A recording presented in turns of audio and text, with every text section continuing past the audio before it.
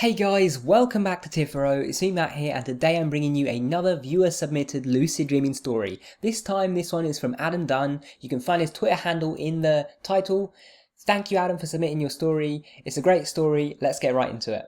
Now, as with all viewer submitted stories, I tell the story as it's told to me, but I may adjust the wording or phrasing a little bit just to make it easier to actually tell the story, because the way that someone writes a story might not be the way that you'd speak it and so on. So with that in mind, let's begin. Here is my lucid dream story. It was my first lucid dream. It was actually spontaneous. I was around 12. It started with me at a beach, and the waves were about 20 foot tall, but they never made it to the shore despite their size. Quickly I realised I was dreaming, and I looked around. There were many people around, and they were all playing with large neon balls. They were throwing them back and forth with each other. It was dark outside, so the light of the balls was stunning and very pretty. But I got bored of watching them, and so I decided to fly. So I did manage to actually fly. What I did was I swam through the air. After a little bit of flying, I managed to make it to a desert, with a lone skyscraper visible in the distance. I flew to it and broke through one of the windows, and decided to have some fun. You see, I wanted to be a spy that was taking out the bad guys that lived in the skyscraper. I was in a black room with shiny polished walls and a big fat guy sitting at a desk. I pushed him out of the window and burst into the hallway, and there were thugs for me to fight. I fought them all, floor by floor. What was interesting is there was no blood, they all just sort of got knocked out when I defeated them. I made it through to the lobby, which also had the same black shiny walls, as well as dim red lighting. It was quite pretty, and well, most of my dreams are. So I was in the lobby and thugs just started to overwhelm me, until I could see nothing but thugs. I tried my hardest to get them off me, but I couldn't move. I think that at this point I sort of entered sleep paralysis. I woke up trying to get the thugs off me. I was sitting in bed, I wasn't scared, but I was frustrated that I couldn't get them off. After that night, I went to bed night after night with the hope to have another one of those dreams. But I had no clue it was called lucid dreaming, although there were methods.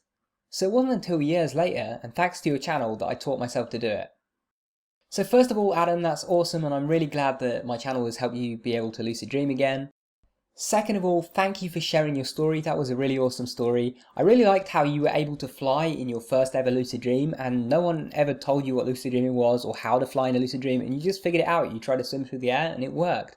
Perhaps the most fun thing for me about lucid dreaming is that self-discovery. You're always learning how to do new things, and a lot of the time you have to figure it out yourself because the way people tell you to do it doesn't necessarily work the same way for you, or you're just in a lucid dream and obviously you don't have any guides to hand, so you have to figure it out there and then. Also, what you mentioned about there being a lack of blood in the fight scenes in your dream, that's actually something that's quite common for me as well. I actually rarely notice much blood or gore when I'm fighting in dreams. It's much more like a video game, and I suspect that's probably why it's like that. I don't know about you, I don't know if you played video games a lot of this time in your life, but for me, I've played a lot of shooters and so on where there might be a little blood splatter effect, but you don't see blood all over the floor or the walls or anything like that. And I think that carried over into my dreams. Like if I'm, wielding a gun and chasing after robbers or something or whatever I'm doing, the violence ends up being kind of very tame and kid-friendly, if that makes sense. Anyway, thanks once again for sharing your story. If you have a lucid dreaming story of your own to share, then be sure to let me know on Twitter. You can send me a direct message on Twitter, share your story, and every so often I'll pick one and make a video about it. Also, just a reminder to anyone who's thinking of signing up and supporting the channel on Patreon, thank you very much in advance because your support really helps the channel stay alive. But also, if you are planning to join and become one of the patrons, then make sure you get your pledge in by the end of the month, because each month at the start of the month, that's when the pledges get charged and that's when you actually get all of your rewards and so on. So if you actually wait until next month, you'll have to wait until the month after before your pledge goes through and all of that. So it's better to actually sign up before the end of a month. That way at the start of the next month, you're already one of the patrons. In addition to that, if you're interested in learning how to lucid dream and you want a step-by-step guide that actually takes you through it, holds your hand, lets you know exactly what to do and when, then you should check out my advanced lucidity course. And just so you know, 99% of my dream characters would recommend it.